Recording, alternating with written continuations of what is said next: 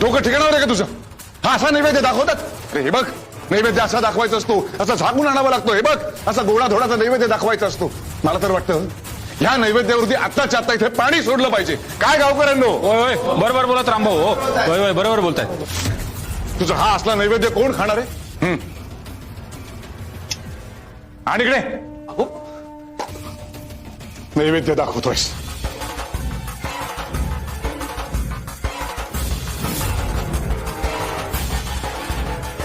स्वामी समर्थ, स्वामी समर्थ. शिवशंकर शंभा. अरे भक्त काय देतो यावरून तरी पात्रता ठरवू नका. हा नैवेद्य कोण खाणार? आम्ही खाणार.